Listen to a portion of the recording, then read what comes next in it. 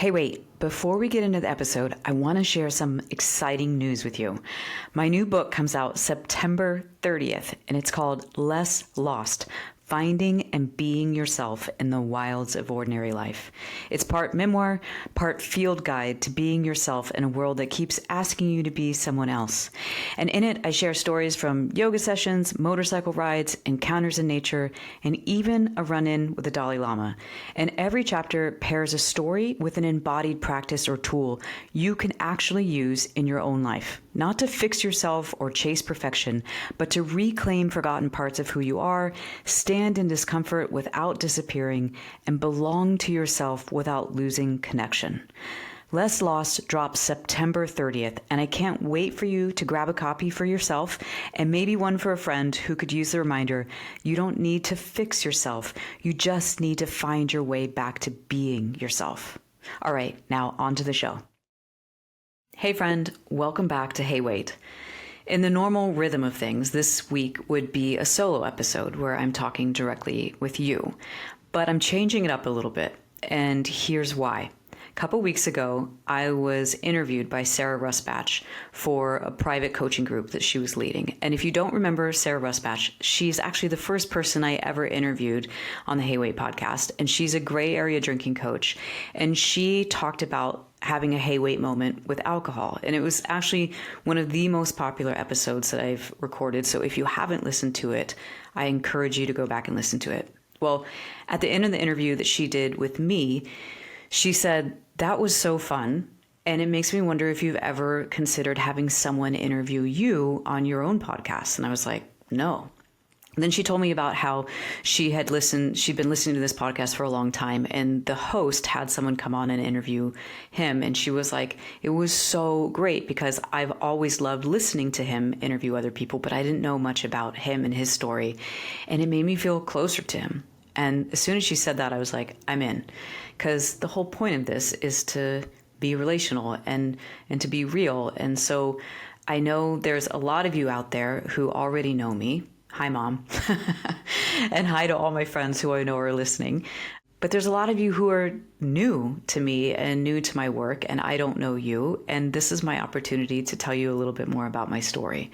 Now, I actually recorded the intro to this episode before I talked with Sara, because I was like, oh, this is easy. I'm just going to tell people Sarah's about to interview me. Here we go.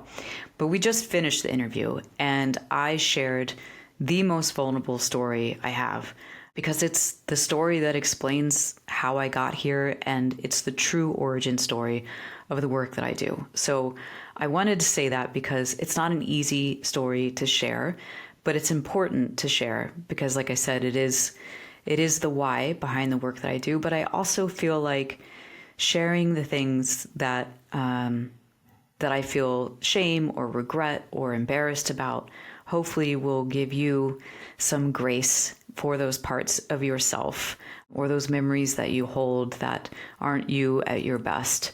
Because this is definitely me showing that place in me. So may you get to know me a little bit more, get to know a little bit more about my work, and also find some grace and some love for your past selves that would have done better if they could have. So I will let Sara, in her lovely accent and her insightful questions and her very present demeanor, take it away from here and interview me. All right, here we are. This is happening, and I'm gonna hand the reins over to you, Sara.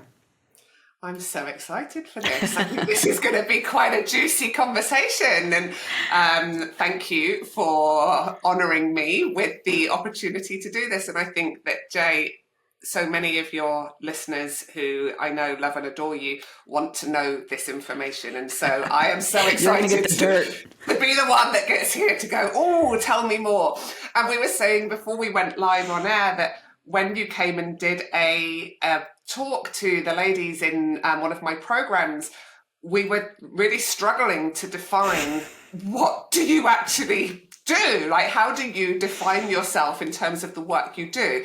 And we landed on a few different kind of things, but let's just start there with now. If you were talking to someone at a dinner party and they said, "Hey Jay, what do you do for work?" What's your answer? Oh my God, why did you start with the hardest question? At a dinner party, I usually say I'm a somatic coach. And then someone will say, well, what does somatic mean? And I say, well, I help people to be more present in their body so that they can get out of their heads from the places that they normally get tangled and find growth from what they know to be true from their neck down. I'd say something like that. If you were asking me in a more formal interview, what do you do? And I was trying to be more like markety, I would say I help people have a good experience of themselves in their relationships. And I do that through somatic coaching. Because that to me, that's the heart of it. You take away all the what's and the how's. It comes down to, this is about having a good experience of yourself when you're around other people. Yeah. And I love that you've taken that from your first response of being about the somatic coach and being present in our body, and you've taken it that next step to actually, and then how that relates to how we are with other people. Because that, to me, having been on the receiving end of working with you and being your client, what you have allowed me to do is not only be present in my body and understand myself, but as a response to doing that, I can then see how I show up around other people and what other people's experiences of me, as well as what my experiences of me around other people. Yeah. And that this is the part that's evolved. And people who've known me for a long time, like right now, I'm thinking of my neighbor, Sara, who pointed this out to me years ago. This is probably 8 years or so ago. I had a program called Have Your Own Back. And it was really about, it was like the precursor to this. It was about how to stay present with yourself, how to regulate yourself, how to manage your emotions. And we talked a little bit about what that looked like in real time in relationships. But really it was like, here's me over here. Here's how I'm going to have my own back. And that evolved into my next program was Yours Truly. And that to me was like being able to stand with someone and say, here I am, I'm being true to me. I can be with you and be yours truly. And I remember Sara pointing out to me, like, this is the evolution of your own understanding, right? Because first I had to know as a person how to just be behind my own eyes and feel what I was feeling and not spin out in my head or spin out in my nervous system. And then eventually I got to be able to do that with other people. And to me, that's the whole point, but I couldn't teach it until I knew how to do it. Yeah. And isn't this the whole point of our experience on planet Earth, to be who we actually are and then to be that person with the other people in our lives? And yet most people, I would say, are not.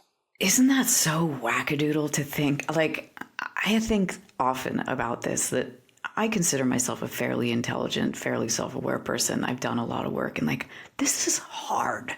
Like, how is it so hard for so many of us to be ourselves? It's mind-boggling to me. It's why I'm committed to doing this work, but it's still, when I step back and think about it, I'm like, how is this even a thing? I know. Yeah, absolutely. So let's rewind. So let's learn Jay's story, because there's so much I want to say on that. But before we come back to that, I want to know where, how, why, what happened? What's your story to have got to the point that this is who you are today and the incredible work that you're doing? Because I know it's been life-changing for me, and I know it would have been life-changing for so many other people. So how did this happen? What happened to you? What happened to you? Because generally that's the case, right? That it led is. to It you absolutely doing this. It absolutely is the case. And so, so I grew up in the suburbs of Washington, D.C., which is, for anyone who's not from that area, it's kind of an intense place in terms of they have the best public schools in the country. It's really competitive. A lot of people's parents worked in the government. It's just got this vibe to it where it's about optics, how you look, how smart you are, what kind of grades you get. And I was like, I could play the game pretty well. I was really emotionally sensitive. I was really energetically sensitive. I learned really young how to make sure everyone else around me was okay and comfortable. And I learned to get the good grades. I learned to go, how to excel as a gymnast, how to excel in schools that I went to, elite college, the whole thing, good girl, good grades, good schools. And I'll just say, so I ended up getting married when I was in college, so I was like a month after I turned 21, I got married. And it wasn't ever something I thought I was going to do. My parents didn't get married until they were 30. And so I'm like, I'm not going to get married until I'm at least 30. And then here I was, 21 years old, getting married, in part because I'm just really wired to be relational. Like once I found this person that I loved and I loved being around, I was like, yeah, let's do this. Let's be committed. But also in part because knowing now, looking back, I think I secretly had this belief that, well, if I get married, I'll never have to be alone and feel unloved again. And that was, that was wrong, but I didn't know that at 21. So fast forward. What do you mean by I won't have to be alone or feel unloved again? So where's that come from? Oh, good point.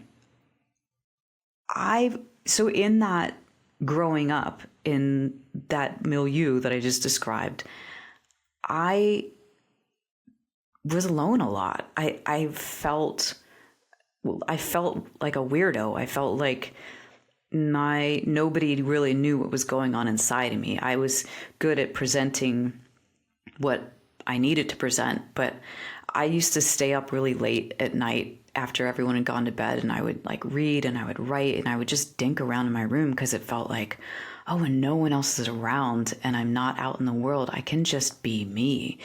And it was lovely, but it was lonely. And so, yeah, when I met my now ex-husband, it just felt like it was the first time I felt like someone saw my insides and I got to be myself around them. And I was like, oh, this is it. I'll never be alone in that kind of unmoored feeling of nobody knows my insides anymore. That makes a lot of sense. And I can imagine I've got this image of you kind of feeling quite exhausted, doing lots on the outside to make sure the good grades and the good and all of that was happening. But then on the inside, just like being on your own and like, but how do you get those two worlds to meet? And then meeting someone that you feel sees you and gets Bingo. You. And then that would feel, I guess, a little bit like, oh, I'm home. I'm safe. Home. This is great. I'm home. But the challenge was I didn't have home in me yet. Like, what I did was I rested into this person who seemed to and did, accept me and love me for who I was. But the way I would describe it somatically was like I wasn't fully inhabiting myself yet. And when I felt that loved and accepted, I kind of gave myself over to that person, and I was only partially there, which didn't work because I was at the time also I was a few years into practicing yoga, and I was practicing every day, and I was really serious. I was teaching at that time too.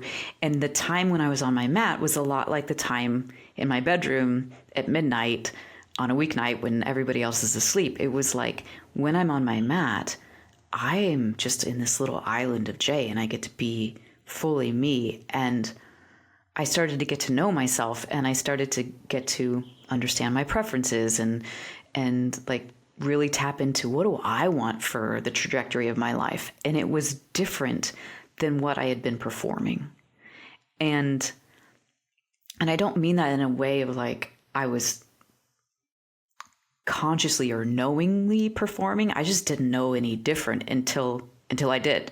And so once I started to really get to know myself through my practice and meditation, I started to see where like, ooh, my insides aren't matching my outsides. Like it wasn't that I didn't love my husband. It was that I didn't see a room for the person who I actually was, as opposed to the person who I had been being just in the world.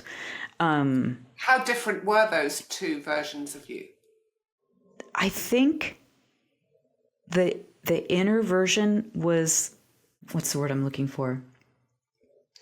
Mainstream is the word that comes to mind. Like, the outer version was very much, I will do all the things in the order, and I'm going to get a good job. I'm going to make good money. I'm going to have my bank account. We're going to buy a house. We're going to do the step-by-step thing. And the inside version was like, I might want to move out west. I kind of just want to be a yoga teacher, and I'd be okay if I didn't make any money. And, like, that didn't play with the trajectory that my husband and I were in. And he was a lot more stability minded than I was. And so, and a lot more, what's the word? It's not mainstream. It's that like conventional versus conventional. Thank you. Yeah. That's the word. Like, so there, I had a moment, a specific moment, as a snippet where before I really got to knowing myself, I think it was like a day or two after we got engaged,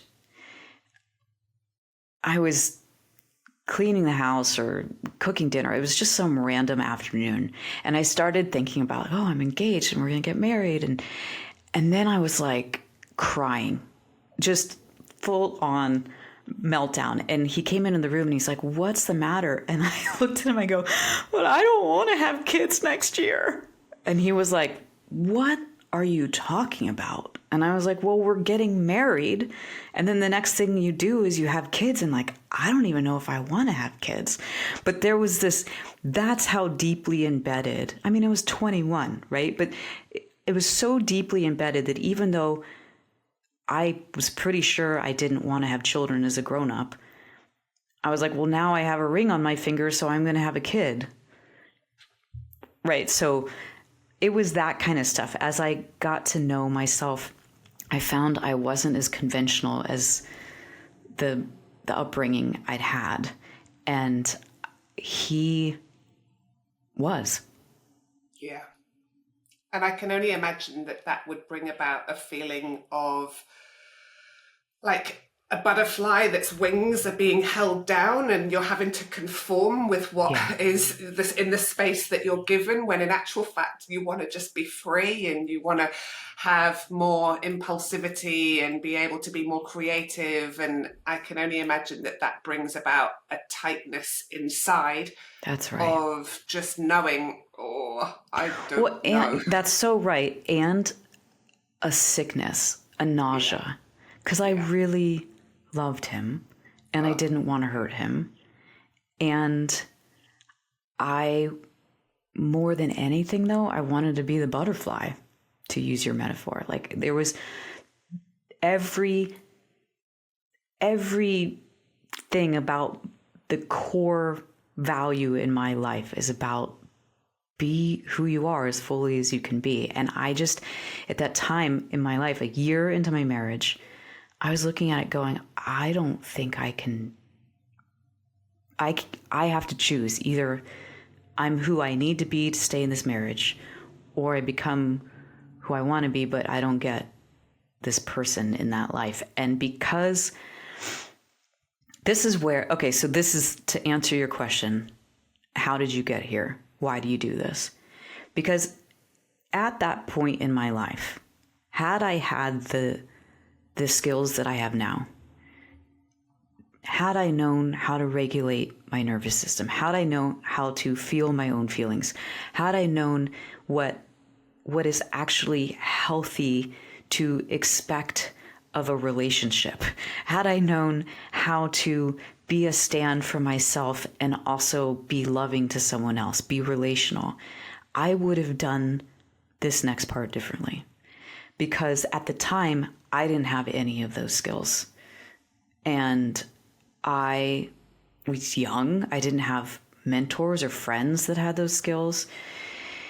And because I was feeling that trapped feeling of like, I've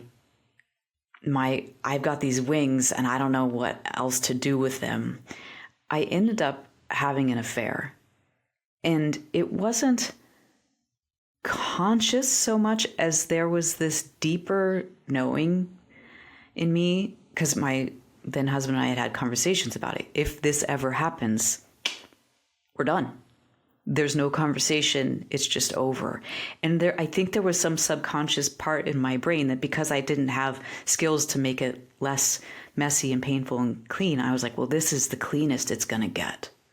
This will be over. And that is what happened.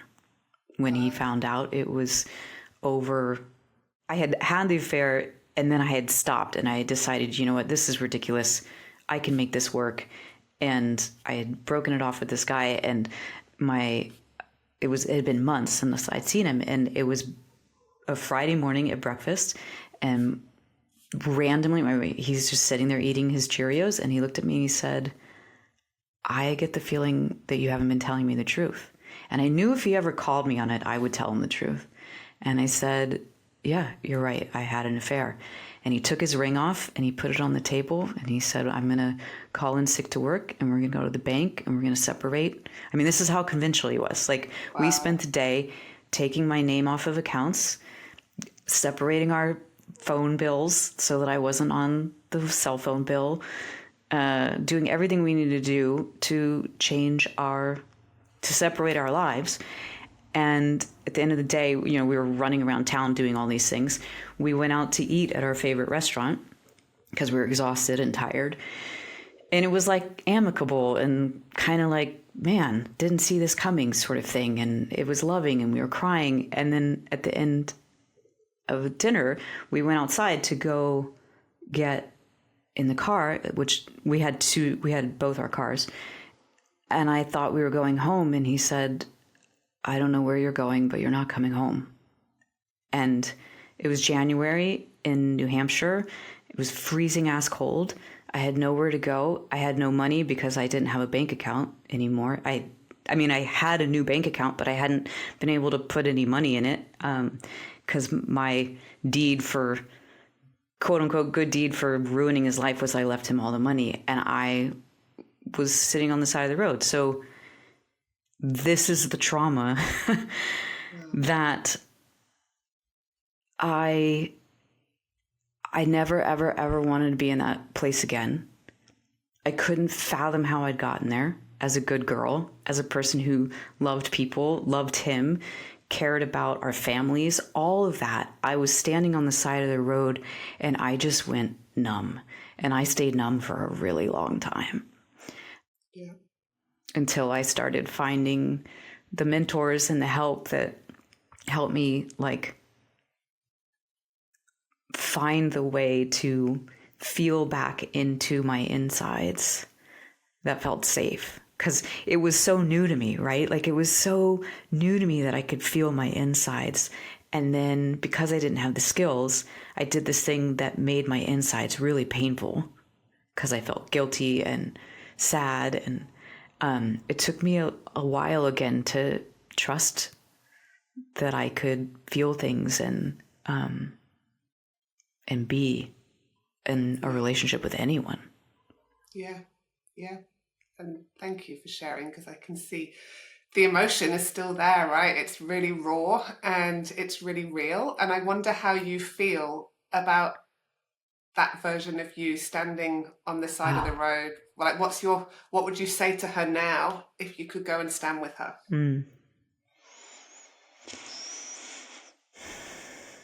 This is the hardest moment of your life, and I'm here with you, and you will make this right in your insides again. And I love you. And, honestly, I ignored that moment in my life, like anyone does with trauma, right? I shoved that moment so deep. And it wasn't until about 10 years later, 8 years later, I was about 30 years old, that I'd been doing enough therapy and doing enough work where I was like, you know what? I know what I need to do. I need to go back to that moment and I need to actually feel it. Because in the moment, I just froze and I shut everything down. And I spent a day purposely just in my mind's eye feeling that moment of him walking away and me standing there over and over and over again until I could feel it without bawling, until I could feel it without feeling like a knife in my chest. And Sara, at the end of that day, I was living in Portland at the time, and I wasn't necessarily happy there. At the end of that day, I was going to say I drove home because I did all this in my car because I was in the time I was in my car, once. So I went and parked my car in this part in the city where I didn't think anybody would see me bawling in my car all day. At the end of the day, I drove home and I started packing because I knew at that moment, like that moment of letting myself feel that day and love myself as opposed to shame myself and pack her away made me realize that I deserve to be happy. And I knew I was going to be happy living somewhere else. And I knew where I wanted to live.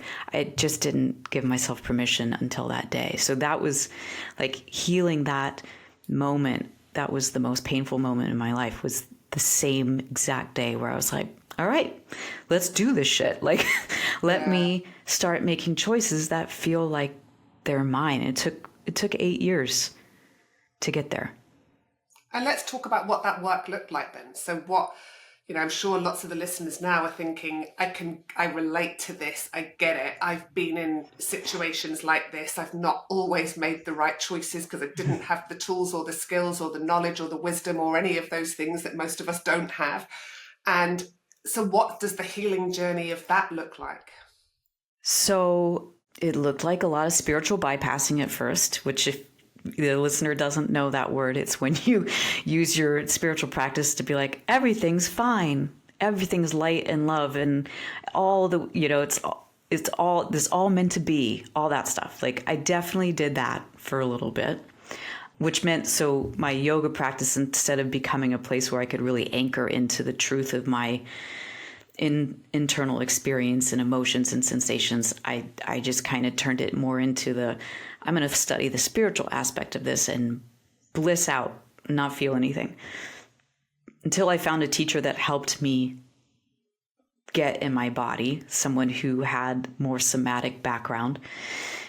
At the same time, the first thing I did was I found the School of Lost Borders, and their organization in California that does wilderness rites of passage.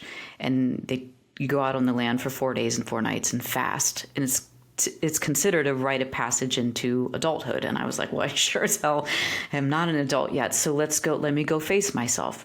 And I did that. And then I worked for them as a guide for most of my 20s. I found a therapist. I worked one-on-one with a therapist. I went to group therapy, which was fucking terrifying, but what I needed. It would be like sitting in a room full of 6 or 8 people and having them witness you talk about your stuff, and having the therapist call me out and be like, I don't think that's really true. What do you really mean to say there? And if someone got triggered by what I said, I had to dialogue with them. I mean, oh my God, it was like terror. So those were kind of the early days. And then I found the early days of like the acute, I need to deal with my own stuff. And then eventually I started studying more about the nervous system and studying more about somatics and learning from my friend Mandy Blake, who'd studied with the Strozzi Institute, and how to use embodiment to grow confidence and grow relational skills. And I studied trauma-informed yoga teaching and really understood through that, because I'd been working as a yoga teacher at that point for 10 years. I really understood, though, through trauma-informed approach, how to help someone meet themselves in their body. Because we all have trauma, on capital T trauma, little t trauma, we all have it. And that's what is a huge part of what makes it so hard to be present with ourselves. And so all of those things that I was doing for myself really started to come together and coalesce or like braid into this thing unto itself, where I realized like, oh, this is the set of skills that I didn't have, that a person would need to have in order, and not just a person who identifies as highly sensitive, emotionally, energetically, deeply relationally motivated, right? Like I care about people. I want closeness.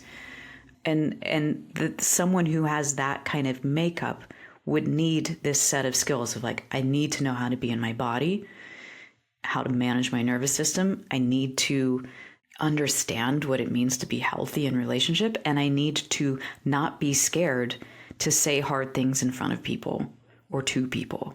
Those were kind of all the things that I was practicing all those years. Yeah, because everything you've just said there, I don't think I know any child, teenager, or young adult that's ever been taught any of that.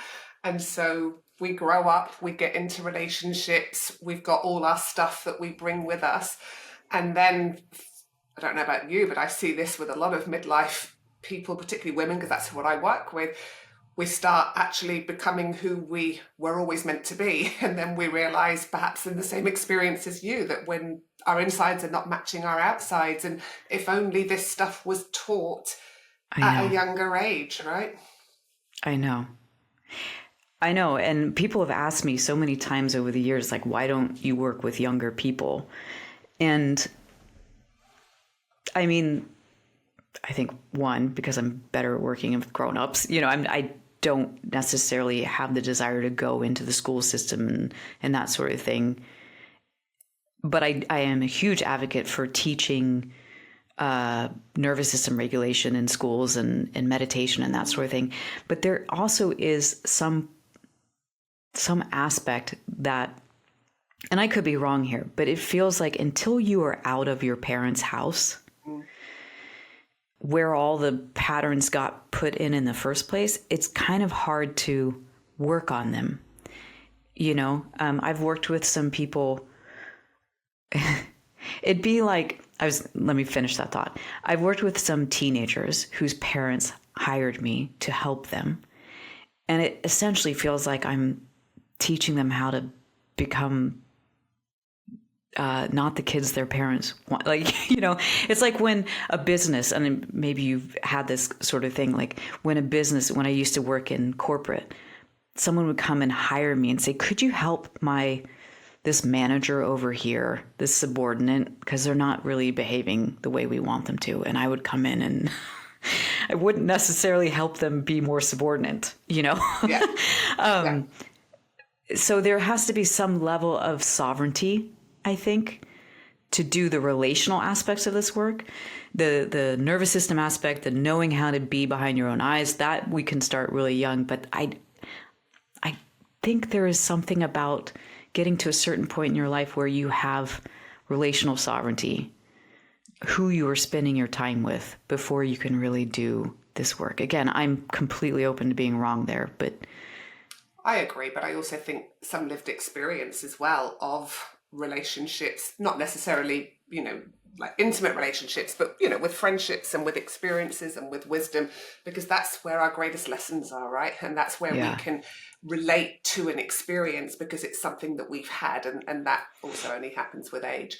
So you've done all this work on yourself. You've been doing this for quite some time. Let's then move forward from there. You've been doing the therapy, and then is this where you started to begin teaching and sharing this work with people who were stuck in the place that you had been?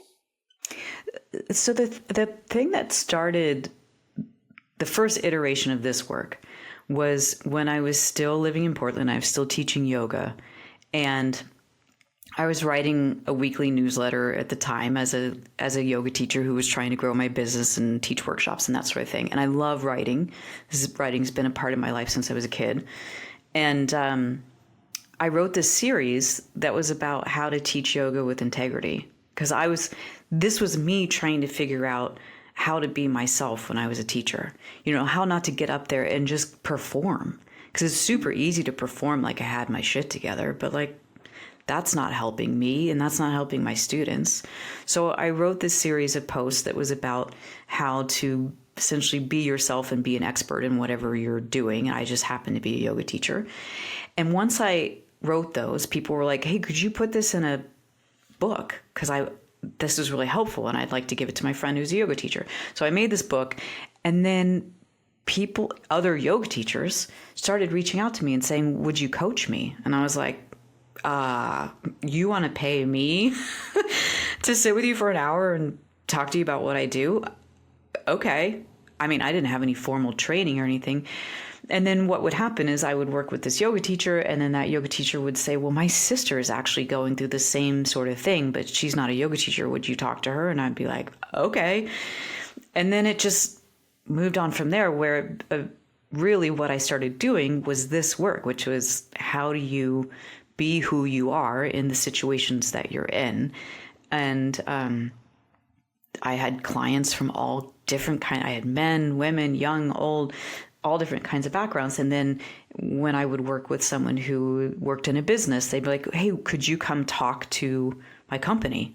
Or if they were a teacher, could you come talk to my school and the other teachers? And so I really went into doing a lot more work in businesses and in corporate, which was great financially, because after being a yoga teacher, a starving yoga teacher for all those years, I was like, oh, I can actually pay my bills. But I found that I didn't like doing that work as much because, again, it came down to it's not as fun to do this work with people who are being told they need to do it. If I got hired to come into a company and talk about resilience and, authenticity, I just did not enjoy having people look at me like, this is BS. I'm not doing any of this. I would rather work with the person who can't not do the work, where they've gotten to the place where it's like, I'm committed. I'm going to do this. Because if not, you can't make anybody do anything they don't want to do. And I just wasn't interested. So I really this would be around 2019, 2020 when the pandemic hit. I used the pandemic as a very useful excuse to say, I don't want to work in corporate anymore. I want to go back to working one-on-one with people, because that's where I can make the most impact. Because working in corporate or doing that kind of workshops or teaching is teaching, right? Yeah. It's teaching a concept or teaching a practice and saying, now go do this. Working one-on-one with someone is where I can actually be with them and accompany them, and they can truly transform. It's not teaching. Yeah. It's transformation. Yeah, absolutely. And it's that felt sense in the body transformation. It's not in the head. And it's so interesting, Jay, because as a client of yours, when I have an experience happen, I almost need to have tattooed on my wrist, what would Jay say now? And I think to myself, what would Jay tell me? She would tell me, where can I feel it in my body? If that part had a voice, what would it say? And you've trained me well. You've taught me how to get out of my head when I'm spiraling to come back to what is happening in the body, because that is where the transformation happens, when we don't go off with the old stories, the old beliefs, the old patterns, and we come back to my insides, what's happening to me right now. Mm-hmm. I need that tattoo too. I do definitely. And I'm sure you're a coach too. I'm sure at some point you're like, wait a minute, what would I tell a client right now? I should probably do that. It's definitely helpful.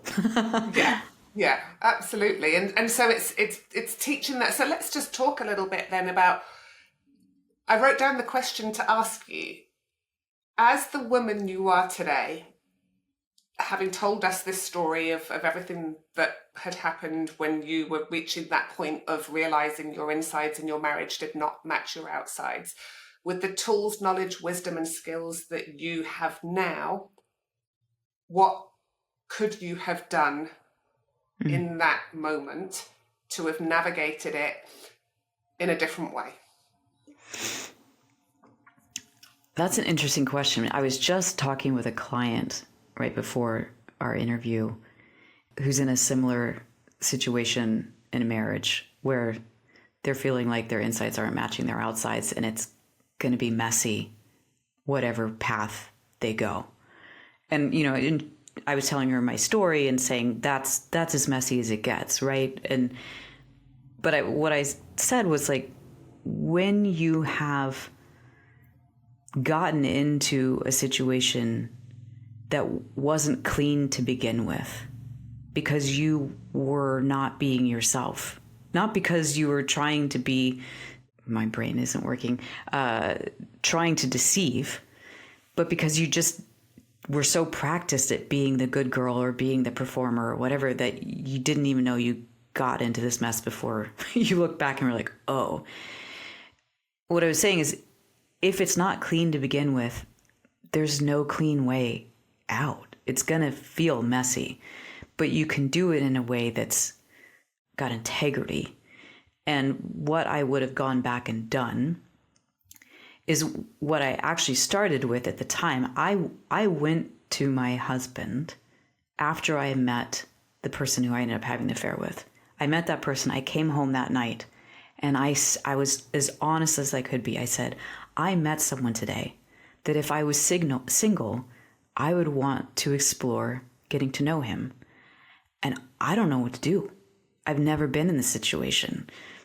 What do we do? And I felt like I was being as honest. I mean, I was being as honest as I possibly could be. This is my person. I've promised my life to you. You're my best friend. This hard thing just came up. I'm going to talk to you about it. And I thought we could work through it the way we'd work through everything else. And instead, he understandably lost his mind and, felt like I already cheated on him and was, just really, really upset. And I said to him, I'd like to go to a therapist together. I'd like to talk with someone about this. And his position was, if we have to go to a therapist, if we can't fix this ourselves, then it's not fixable. He just, he didn't want to go see a therapist. So going back, I would have been more, I would have stuck with that longer. I would have asked again. I would have said, I understand how much you don't want to do this. And I believe something different. I believe we can't work this out on our own because we don't have the skills. I would love to have someone help us. And if that didn't go anywhere, if we couldn't get to an agreement, I would have liked to have said, I can't do this. And I'm going to need to move out and be on my own and do it with the integrity of, I don't need somebody else or some external force to be the cleaver that just cuts it all off. I would have wanted to stayed in it in a way that I was asking for what I needed, acknowledging what was true for him. And if I couldn't get where I needed to be with that, to respectfully and lovingly say, I can't do this. Yeah, that makes sense. And I was thinking as you were talking then, like how many people truly enter a marriage clean? Because aren't we all, if you meet most people, I guess, meet their partners in their 20s, say, some in their late teens. We've had a lot of conditioning up till that point. We've been playing a lot of parts up until that point. I'm a huge fan, and we've talked before about Gabor Mate's work and the need for attachment and authenticity, and attachment has always won. So from such a young age, we have been performing in some way. We've never actually got to know ourselves. So not many people, I don't think, are going into relationships clean, where they are or fully, jobs or careers or anything, or right? anything, any decision. And so is it possible? I guess it is, but it's having the knowledge to know that you can grow in that relationship and become aware of this and talk about it. But most of us don't even have the skills to know how to bring it up. And so we stay silent, and perhaps then we become resentful, and then we don't know how to talk about these things. And we feel like this wedge is just getting bigger and bigger and bigger between us. And then before you know it, something happens, whether it's an affair, whatever it might be, that just Right. almost causes that. But how do we get to grow with that person if we're not even aware of some of this stuff? You don't, I think, is the Yeah. answer. I mean, I think this is the piece that all of this starts on some level with I was going to say commitment, but first a curiosity that someone has to who am I really? Right? Like before you stop drinking, it had to start with a curiosity of like, is this really working for me? Right? So it all starts with curiosity, and then from there, at some point it does have to become a commitment to like, I'm gonna do what I need to do, learn what I need to learn to try to make this situation healthy. And the annoying but true adage is you only have control over changing you. And yet oftentimes you change one thing in a system and the system changes. It just depends on how open the rest of the system is to changing. It can. It doesn't necessarily. And your interview with Nancy Dreyfus, Nancy said something that really stuck with me, where she said, most women want to be with a man who's done the work, but actually the man will do the work when he's in the relationship with the woman. And so it's an interesting concept, but I think that you must be just surrounded all the time talking to, I'm guessing, mostly women who are getting to this point in their lives where they're starting to wake up to who they actually are, and then perhaps realizing, oh God, I don't know if I am the person in my marriage that is the real me. But I've been with this person for 25 years and they're used to this other version of me. And how do I introduce the real me to them at this stage? And that's such a weird, hard, big concept to understand. And right, because I was 1 year into a marriage at 21, which is a very different thing than being 20 years into a marriage at 50. But it comes down to, and look, not all the work I do with people is around their romantic relationship. It's a lot about how they're parenting or how they're showing up at work. Like for some people, and this always fascinates me given my experience, for some people, they're like really healthily attached in their relationships, their romantic relationships, but they struggle at work. They struggle to feel like, they're being authentic there, or they're not performing, or that they haven't chosen career based on stability versus passion. Like, so I don't just work with people who have kind of reached this place. It's because that's what I was, again, to say. It's fascinating to me how somebody can be so healthy in one part of their life and not in others versus, where I'm like, oh, I could do that, but I could never do that. But to go back to the point of someone who's, at that crux of, I don't think I am the person I was when I got married, and how do I navigate this? I always tell them, and this is back to my answer to your first question, which is, this is about liking who you are. This is about having a good experience of you. And if you can start to be a stand for yourself, start to speak your truth in a way that's also really kind and empathic and relational and takes into account that other person's reality, you will start to have a better experience of yourself in that relationship. You just will. And you will find out if the relationship can hold that. But to try and be in the position of recognizing that your insides don't match your outsides, but you don't yet know how to get there, and then trying to decide, what do I do about my marriage, or what do I do about this relationship, is not useful. Because until you have grown that muscle of knowing how to be really loving to yourself and to the other person at the same time, because when your insides don't match your outsides, you do kind of have to choose, am I going to be loving to me, or am I going to be loving to them? The skill set for being loving to both, or being considerate of both, doesn't exist. And you can't make preemptive choices from that place until you felt in your body and seen how the person, because I can't, there's so many stories where someone's been married for years or decades and they start communicating differently about their needs and their experience. And the other person essentially says like, well, geez, if you just said it that way all along, I could have met you there. And they do, so it isn't always like, this is the end. Sometimes it's like, wow, here we go. We just didn't know what we didn't know. Yeah, exactly. What's your mission, Jay? Like, with all the work you do, what's your mission? What do you want your legacy to be? Gosh, that's a hard one for me, thinking in terms of legacy, but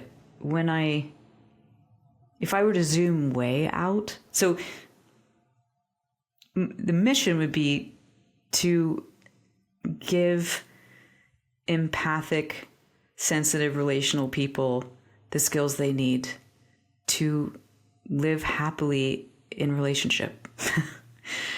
But to zoom out, I really want this to be about creating a more relational world. Yeah. To everything that you have been saying about, we didn't learn this stuff. Kids don't know this stuff. And look at the world we're in right now. It is so not relational. We don't know how to hold two realities at once. We don't know how to say hard things and not be a jerk. If my legacy was that she made this world a more relational minded or relational experienced place, that would make me happy. Yeah.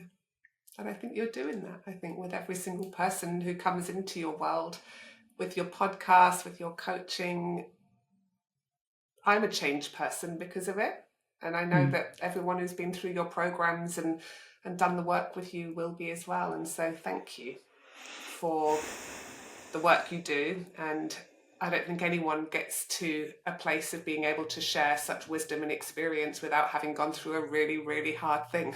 And thank you for sharing with all of us so we get to know your insides a little bit more. Yeah, it's really vulnerable to share that. And, I know people might have judgments or, think of me differently. And it's also what I'd hope to model is that if I could have done better, I would have done better. And I would offer that same grace to anyone listening who has regret or has shame. I fully and truly, and I don't think this is a cop-out, I really believe it's true, that if we could have done better in instances in our life, we would have. And it's hard to tell that story, but I also think it's the only way that all of this actually makes sense. That's the real reason. That's what lived in my body and why I do this. Thank you, Jay. Thank you for sharing. Thank you for being you. And I know that all your listeners will, I'm sure, just love you that little bit more for hearing more about you. Well, I want to thank you because this was totally your idea. And when you said it, I was like, the whole point of this is to be relational. And when I'm in a podcast interviewing someone else, it's not necessarily me talking about me. And also to think about telling the story that I just told you as me talking into a microphone in a room by myself seems so weird and wrong. So thank you so much for having this idea, for offering to do it, for taking the time to do it, and for being so skillful and loving in how you held the conversation. Thanks, Jay. Yeah. And thank you, listener. I'll take the reins back now, just to say thank you again, not just for listening today, but for listening all along, because this has been really, I love doing this. This has been so fun. And it's just really rewarding to see how it's growing and changing and more people are listening. So thank you so much for being there. And maybe now the thing that I say at the end of every show will make even a little bit more sense to you, which is, hey, wait, remember that your insides matter and the right people will meet you there. So stay with yourself. And I'll see you next week.